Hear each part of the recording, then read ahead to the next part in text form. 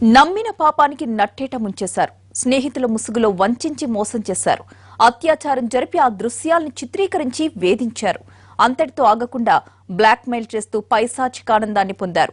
తనపై జరిగిన అఘాయిత్యాన్ని ఎవరికీ చెప్పుకోలేక నీచ్ కమెంట్ల బెదిరింపులు తట్టుకోలేక తనలో తానే కుమిలిపోయిందా యువతి.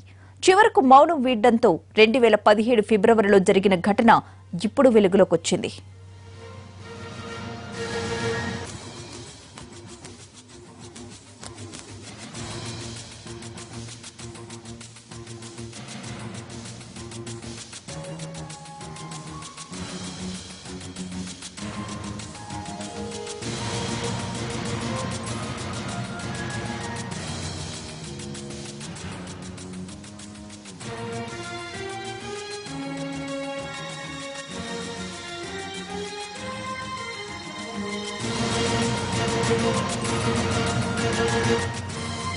కృష్ణా జిల్లా అగిరిపల్లికి చెందిన బాధితురాలు స్థానిక ఎన్ఆర్ఐ ఇంజనీరింగ్ కళాశాలలో బీటెక్ థర్డ్ ఇయర్ చదువుకుంటోంది. ఇదే కళాశాలలో చదువుతున్న విజయవాడకు చెందిన తోటి విద్యార్థి టి వంశీకృష్ణ, సీనియర్ విద్యార్థి శివారెడ్డిలతో ఆమెకు పరిచయం ఏర్పడింది.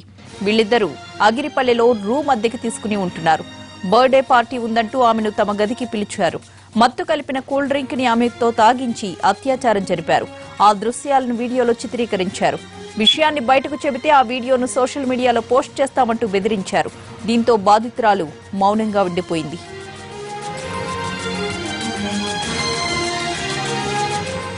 అంతటితో వాళ్ళిద్దరూ మాత్రం ఊరుకోలేదు. ఆ వీడియోను సోషల్ మీడియాలో పోస్ట్ చేశారు. తమ ముఖాలు కనిపించకుండా బ్లర్ చేసి ఆమె ముఖం ఒక్కటే కనిపించేలా చేసి వీడియోను తమ స్నేహితుల మొబైళ్లకు పంపించారు. ఆ వీడియోను చూసిన బొద్దనపల్లి గ్రామానికి చెందిన దొడ్ల ప్రవీణ్ ఆమెకు ఫోన్ చేసి బెదిరించాడు. 10 లక్షలిస్తే సరే, లేదంటే ఆ వీడియోను బయట పెడతానంటూ బేరం పెట్టాడు.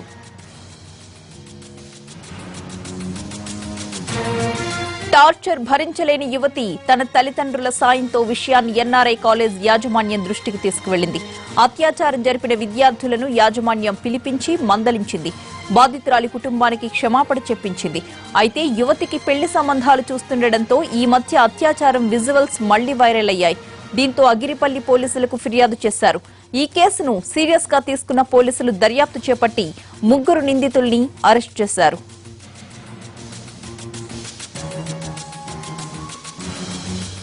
నిందితుల్ని అరెస్ట్ చేస్తే సరిపోదని కఠినంగా శిక్షించాలని డిమాండ్ చేశాయి మహిళా సంఘాలు. మళ్లీ ఇలాంటి ఘటనలు పునరావృతం కాకుండా చర్యలు తీసుకోవాలని కోరాయి.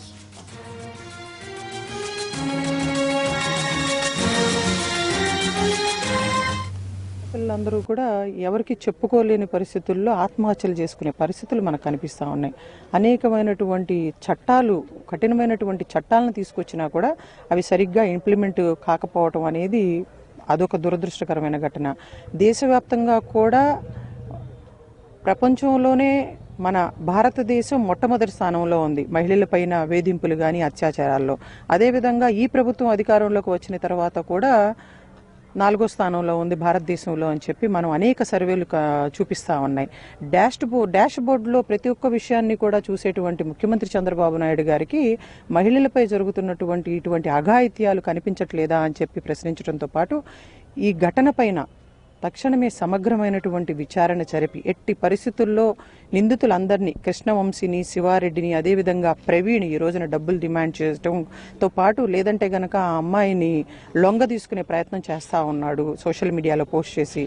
ఇంకా కఠినంగా శిక్షించాలి, బెయిల్ రాకుండా చేయాలి.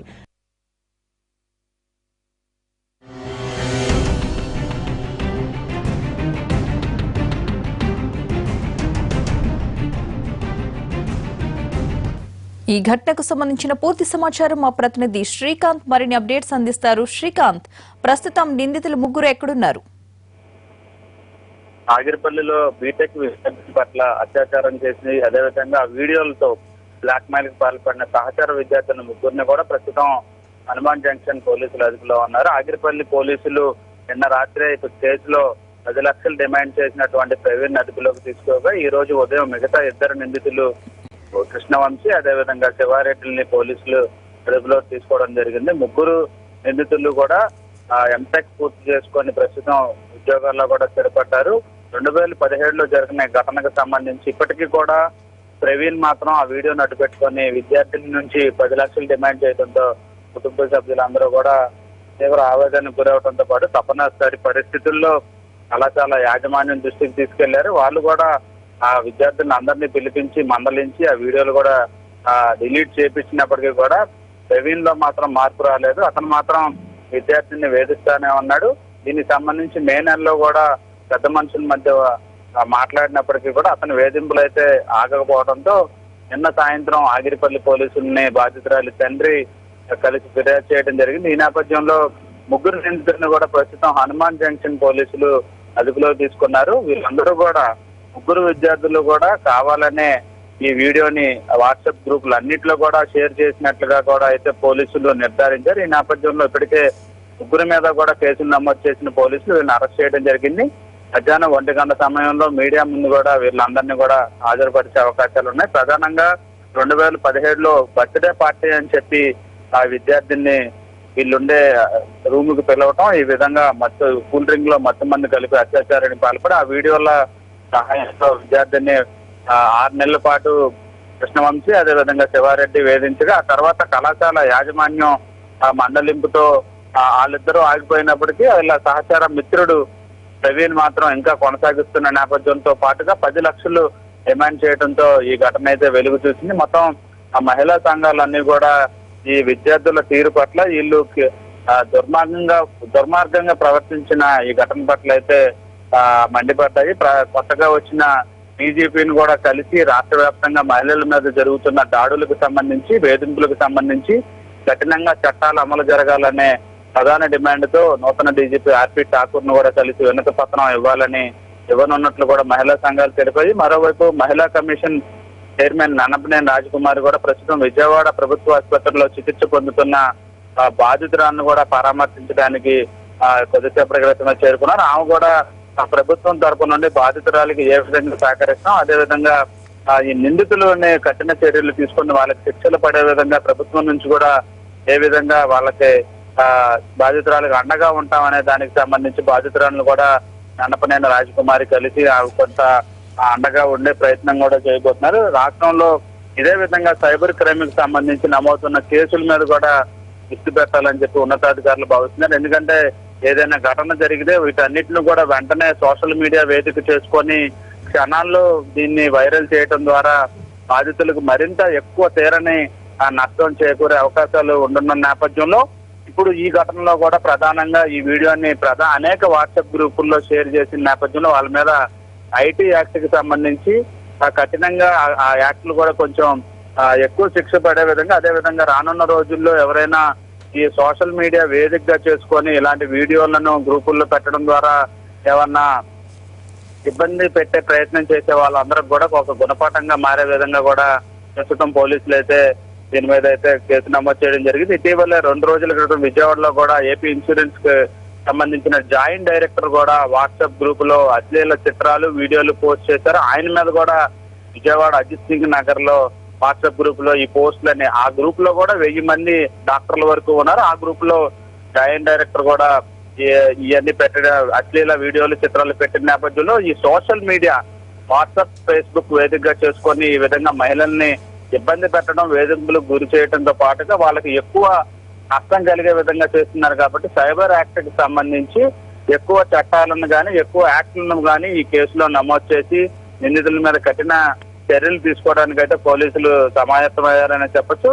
ఇందులో ప్రధానంగా 2 నిందితులుగా ఉన్నటువంటి శివారెడ్డి, కృష్ణవంశీ వీళ్ళిద్దరూ కూడా ఎంటెక్ తర్వాత ప్రస్తుతం సాఫ్ట్వేర్ ఇంజనీర్లుగా పనిచేస్తున్నారనే సమాచారం కూడా పోలీసుల వద్ద ఉంది. మరో వ్యక్తి ప్రవీణ్ MBA పూర్తి చేసి అతను కూడా ప్రైవేట్ జాబ్ చేస్తున్నట్టుగా కూడా గుర్తించారు. మొత్తం ముగ్గురు కూడా బాగా చదువుకున్న విద్యార్థులే ఈ విధంగా చేయటాన్ని అయితే కొంత పోలీసులు కూడా ఆశ్చర్యానికి గురవుతున్నారు. ఎందుకంటే సహచర విద్యార్థులు ఇలా నమ్మశక్యంగా తీసుకెళ్లి వీడియోలు తీసి వాటిని బెదిరింపులు చేయటం, బ్లాక్ మెయిల్ చేయటం అనే దాన్ని పోలీసులు కూడా చాలా సీరియస్ గా తీసుకున్నారు. ఎందుకంటే ఇలాంటి బ్లాక్ మెయిలింగ్ చేసే దానికి సంబంధించి ఉన్న యాక్షన్ సెక్షన్లు కూడా ప్రస్తుతం కేసులో నిందితులు ముగ్గురు మీద కూడా పోలీసులు నమోదు చేయడం జరిగింది. భవిష్యత్తులో సైబర్ యాక్ట్ కి సంబంధించి కానీ సైబర్ క్రైమ్ కి పాల్పడుతున్న వారికి సంబంధించి ఈ కేసు మాత్రం అందరికీ కూడా ఒక గుణపాఠంగా మారే విధంగా అయితే నిందితులు అందరి మీద కూడా పోలీసులు ప్రస్తుతం కేసులు అయితే నమోదు చేస్తే ప్రస్తుతం బాధితురాలు కూడా విజయవాడ ప్రభుత్వ ఆసుపత్రిలో చికిత్స పొందుతుంది. మహిళా కమిషన్ చైర్పర్సన్ అన్నపనేని రాజకుమార్ కూడా ప్రభుత్వం తరఫున మహిళను ఓదార్చి అదేవిధంగా ప్రభుత్వం తరఫున ఏ విధంగా అండగా ఉంటామనే దానికి సంబంధించి కూడా ప్రస్తుతం ప్రభుత్వ జనరల్ ఆసుపత్రికి అయితే మహిళా కమిషన్ చైర్మన్ అన్నపనేని రాజకుమార్ కూడా వెళ్ళబోతుంది. మరికొద్ది సేపట్లో నిందితుల ముగ్గురిని కూడా హనుమాన్ జంక్షన్ పోలీస్ స్టేషన్ లో మీడియా ముందు పోలీసులు హాజరుపరచడానికి అన్ని చర్యలు కూడా తీసుకోవడం జరిగింది. అయితే శ్రీకాంత్, ఎన్ఆర్ఐ కాలేజ్ కి బాధితురాలి తల్లిదండ్రులు ఫిర్యాదు చేసినప్పుడు వాళ్ళు పెద్దగా పట్టించుకోకపోవడాన్ని ఇప్పుడు పోలీసులు ఎలా చూస్తున్నారు? అలాగే నిందితుల తల్లిదండ్రుల వర్షన్ ఏ విధంగా ఉంది? ఎన్ఆర్ఐ కళాశాల యాజమాన్యానికి సంబంధించి 2017లో ఈ ఘటన జరిగింది. విద్యార్థులు 2017లోనే ఈ కృష్ణవంశీ అదేవిధంగా శివారెడ్డి వీళ్ళిద్దరూ కూడా 2017లో ఈ ఘటనకు సంబంధించి విద్య పూర్తి చేసుకోవడం జరిగింది. కళాశాల నుంచి వెళ్ళిపోయారు. 2018 మార్చిలో విద్యార్థి దీనికి సంబంధించి చదువు కూడా ఎన్ఆర్ఐ కళాశాలలో పూర్తి చేసుకొని బయటకు వెళ్ళిపోయింది. కానీ ఈ ఇష్యూకి సంబంధించి మాత్రం 2 నెలల క్రితం అంటే వీళ్ళ అందరి విద్య పూర్తయిపోయిన తర్వాతే బయటకు రావడం జరిగింది. అయితే కూడా విద్యార్థుల అందరికీ సంబంధించి సర్టిఫికెట్స్ కానీ అన్ని కూడా ఎన్ఆర్ఐ కళాశాలలో ఉన్న నేపథ్యంలో బాధితురాలి తండ్రి ఎన్ఆర్ఐ కళాశాల యాజమాన్యాన్ని కలిశారు. ఈ నేపథ్యంలో అందులో ఉన్న యాజమాన్యానికి చెందిన కీలక వ్యక్తులు కూడా దీనిలో కళాశాలలో చదువు అయిపోయినప్పటికీ కూడా ఆ సర్టిఫికెట్స్ కి సంబంధించి అలాగో ఉన్నాయి కాబట్టి ఆ కేసుకు సంబంధించి విద్యార్థుల మీద కేసులు పెడితే వాళ్ళ భవిష్యత్తు పాడవుతుంది కాబట్టి బాధితుల తరపు నుండి పెద్ద మనుషుల ఒప్పందం కింద ఆ వీడియోలన్నీ కూడా డిలీట్ చేపించి ఆ తర్వాత ఆ క్షమాపణలు కూడా చెప్పించి ఆ యాజమాన్యం అయితే వాళ్ళని అక్కడ నుండి పంపించింది. అయితే ఈ ఘటన జరిగిన 2 నెలల తర్వాత ప్రవీణ్ అనే వ్యక్తి దగ్గర కూడా ఈ వీడియో ఉంది, ఈ వీడియోలు అన్ని ఉన్నాయనే విషయం అయితే ఆలస్యంగా వెలుగు చూసింది. ఎందుకంటే బాధితురాలి తండ్రి కళాశాల యాజమాన్యాన్ని కలిసి వాళ్ళతో క్షమాపణలు చెప్పించుకొని ఆ వీడియోలు డిలీట్ చేసిన తర్వాత విషయం అంతా సమస్య పోయిందని అనుకున్నారు. అయినప్పటికీ ప్రవీణ్ అనే ఇంకో విద్యార్థి దగ్గర ఇవన్నీ ఉన్నాయనే విషయాన్ని ఆలస్యంగా వెలుగు చూడటంతో మొత్తం ఇంకా చేసేది ఏమీ లేక కళాశాల చేతిలో కూడా లేని పరిస్థితుల్లో బాధితురాలి తండ్రి నిన్న సాయంత్రం అయితే ఆగిరిపల్లి పోలీసులు ఫిర్యాదు చేశాడు. ఈ నేపథ్యంలో కళాశాల యాజమాన్యం కూడా వీళ్ళందరూ చదువుకునే సమయంలో ఘటన జరిగినప్పటికీ అదంతా కళాశాలకు బయట విద్యార్థులు అడ్డుకుంటున్న భవనంలో జరిగింది. అదే విధంగా ఆ సమయానికి కళాశాలలో కూడా వీళ్ళెవరూ ఫిర్యాదు కూడా చేయలేదు. మా దృష్టికి వచ్చేటప్పటికి కూడా 3 విద్యార్థులు చదువు కూడా పూర్తి చేసుకున్నారు. మేము కూడా విద్యార్థుల భవిష్యత్తు ఏమి ఇబ్బంది, మరి కేసులు పెడితే ఇబ్బంది పడతారు కాబట్టి వాళ్ళకి మాట్లాడి పెట్టాను తప్ప మా కళాశాలకు సంబంధించి కానీ కళాశాలలో కానీ ఘటన జరగలేదని చెప్పి కళాశాల యాజమాన్యం కూడా ఎప్పటికే చెప్తుంది. ఈ నేపథ్యంలో ఇదంతా పెద్ద మనుషుల ఒప్పందం జరిగిన తర్వాత కూడా ప్రవీణ్ ఈ వీడియోలతో